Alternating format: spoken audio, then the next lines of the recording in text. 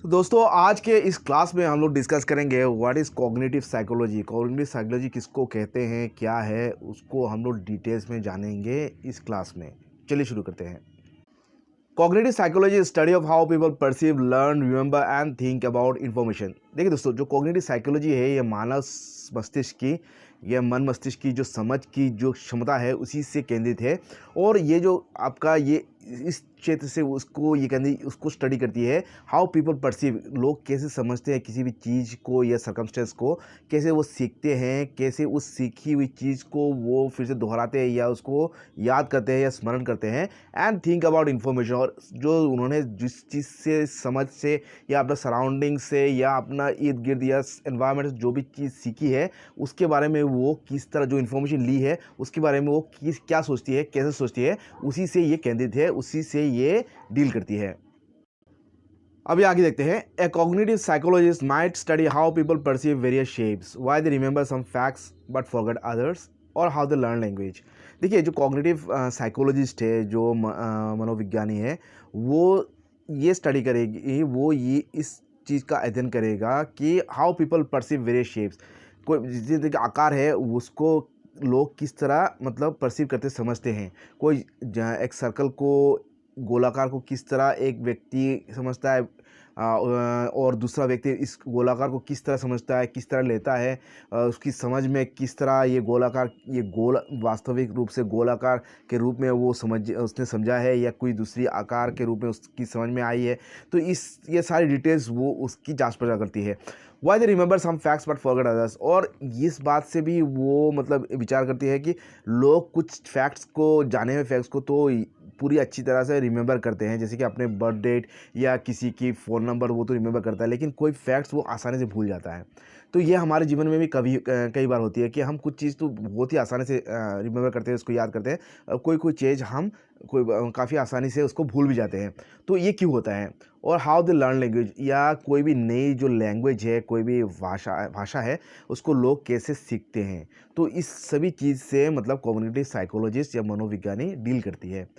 Consider some examples of everyday experience that are also of theoretical interest to cognitive psychologists. अभी कुछ examples हम लोग यहाँ पे स्टडी करेंगे जो कि एक कॉग्निटिव साइकोलॉजिस्ट को मतलब वो इंटरेस्टेड होगा या वो डील करेगा इससे। पहला example, how many times have you carefully proofread written work only to be embarrassed later by an obvious error you overlook. अब देखो, कोई चीज़ का प्रूफ रीडिंग मतलब कोई भी चीज़ को हम लोग बार फिर से लिखी हुई चीज़ को फिर से चेक करते हैं कि उसमें कोई खामियाजा या कुछ एरर्स तो नहीं रह गया।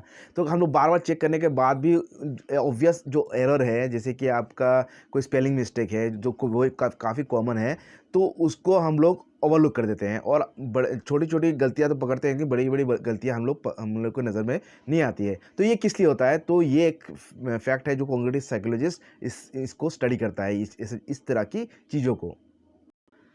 Many times what you see is determined as much by the context in which it occurs as by what is actually there, an issue of pattern recognition.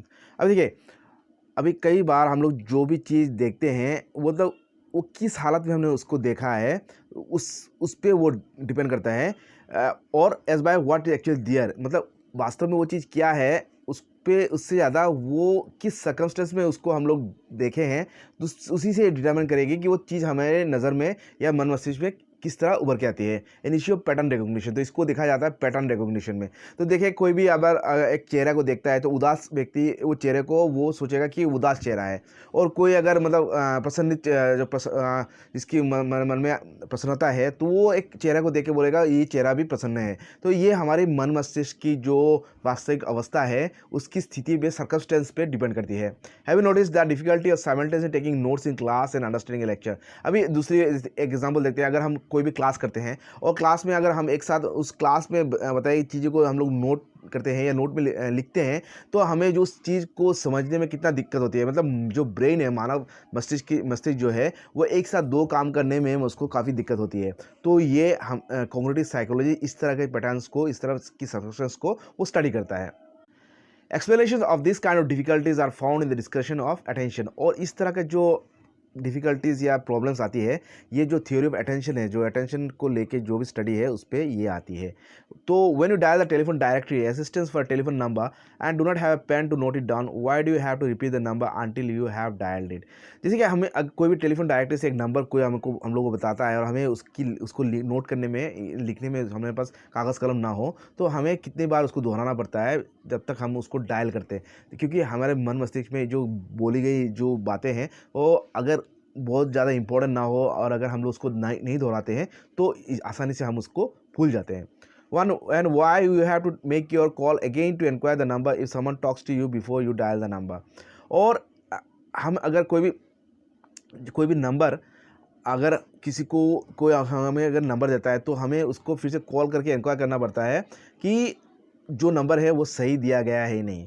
इसका मतलब क्या है, जो कोई भी चीज़ हम जो मानव मस्तिष्क एक बार में उसको आसानी से याद नहीं करता है, उसको बार बार रेपिटेशन से ही उसको मानव मस्तिष्क में वो चीज़ रह जाता है। तो ये बोलता है थ्योरी ऑफ रिपीटेशन, मतलब कोई भी चीज़ हम लोग बार बार रिपीट करते हैं तभी हमारा जो लॉन्ग टर्म मेमोरी में वो चला जाता है, नहीं तो वो शॉर्ट टर्म मेमोरी से रहता है और शॉर्ट टर्म मेमोरी से कोई भी चीज़ आसानी से भूल भी जाते हैं हम लोग।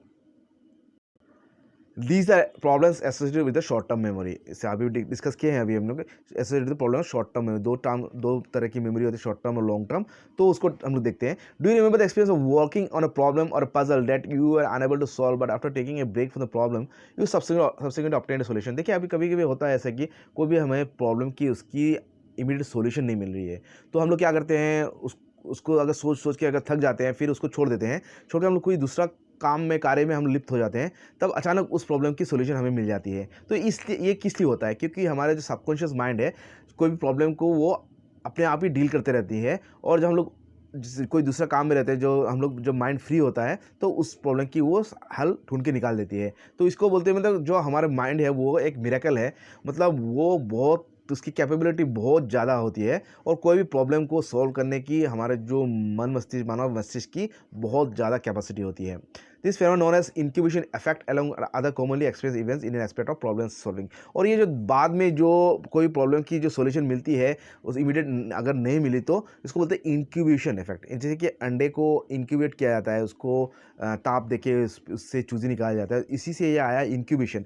तो ये हमारे जो कोई भी आइडिया या प्रॉब्लम हमारे मन मस्तिष्क में रह जाती है, ठहर जाती है, और जो सबकॉन्शियस माइंड है उसको डील करती रहती है जो हमारी फुर्सत के समय में या कोई भी दूसरे कार्य के समय, और तब वो एक सॉल्यूशन के रूप में माइंड अपने आप ही उसका एक सॉल्यूशन निकालती है। तो ये है आपका सबकॉन्शियस माइंड की एक फेनोमेनन। इस जो पद्धति है इसको बोलते हैं incubation effect. Along with other common experiments in the experiment. और ये प्रॉब्लम सॉल्विंग के जो कोई भी प्रॉब्लम की सॉल्यूशन प्रॉब्लम सॉल्विंग की प्रक्रिया में ये काफ़ी कारगर होती है। अभी आगे देखते हैं, why do objects look further away on foggy days than they really are. अभी देखिए जो आपका धुंध सा जो ठंड के दिन में जो फॉग होती है, तो उस समय क्या होती है, आपका कोई भी चीज़ हम देखते हैं तो वो बहुत ज़्यादा दूर दिखती है, मतलब जो वास्तविक जो चीज़ है उसकी असल जगह से काफ़ी दूर में नज़र आती है। तो ये किस लिए होता है, ये होता है हमारा प्रॉब्लम ऑफ परसेप्शन में, क्योंकि जो विजन है वो फॉगी डेज में उसको ऑब्स्ट्रक्शन होती है और माइंड उसको, मतलब ब्रेन उसको अच्छी तरह से प्रोसेस नहीं कर पाती है, इसलिए वो चीज़ बहुत ही दूर दिखाई देता है हमें। This discrimination of perception can be dangerous even deceiving drivers into having accidents. और इस तरह की जो परसेप्शन जो रिसेप्शन होती है, धोखाधड़ी होती है आँखों को, क्योंकि फॉगी डेज में होती है, तब इसके कारण से काफ़ी सारे एक्सीडेंट हुए हैं। ये एक्सीडेंट का कारण, एक बड़ा कारण ठंड के दिनों में ये फॉग होती है। So these are just a few of the many examples of everyday experience which are discussed and explored the experiments and theory of cognitive psychology। तो ये सभी चीज़ तरह के प्रॉब्लम जो सॉल्यूशन की ये डील कौन करते हैं, कॉग्निटिव साइकोलॉजी या कॉग्निटिव साइकोलॉजी की परिधि में ये आती है। 2 points about this example should be considered as we attempt to gain an overview of cognitive psychology। तो दो तरह का पॉइंट हमें यहाँ पे उल्लेखनीय है, इसको हमें नोट करना चाहिए, जो मतलब हमें कॉग्निटिव साइकोलॉजी की ओवरव्यू लेने में, उसका लेखा जोखा लेने के लिए। तो ऊपर लिखित जितने भी सर्कमस्टेंस है उससे हमें दो चीज़ नज़र आती है, all represent instances of difficulty और फेल ऑफ मेंटल प्रोसेसेस। तो ये सभी चीज़ हमारे जो मेंटल प्रोसेस है, मस्तिष्क की जो प्रक्रिया है, प्रोसेस है, उसकी फेलियर या तो उसकी नाकामी या उसकी जो डिफ़िकल्टी, उसकी दिक्कतें जो अड़चनें आती है उसको प्रोसेस करने में, उसको दर्शाती है। We really think of them unless they fail to work. और इस बारे में अगर हम जब तक फेलियर नहीं होती है तो हम लोग या उसकी नतीजा बहुत ही ख़तरनाक या आपका परिणाम ना हो उस नतीजे का, तो तब तक हम उसको ज़्यादा तवज्जो या ज़्यादा उसको हम लोग उस पर जोर नहीं देते हैं। Fail to work, failure of mental processes are immediately noticed because they can be frustrating, embarrassing and sometimes even dangerous।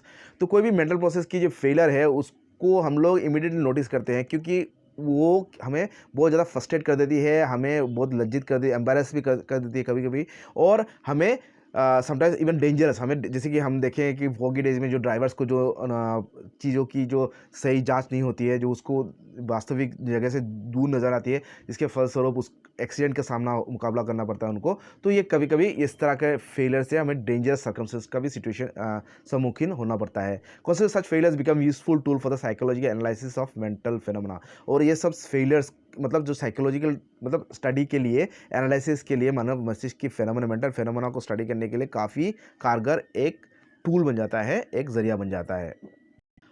तो दूसरा जो पॉइंट यहाँ पे आती है, जो cognitive psychology is interested in what is generally called mental phenomena. तो cognitive psychology हमें अगर डिफाइन करना हो, इसका एक डेफिनेशन हमें मिलता है, interested in what is generally called mental phenomena. मानव मस्तिष्क की जो फिनोमेना प्रक्रिया है उससे वो डील करती है कॉग्निटिव साइकोलॉजी।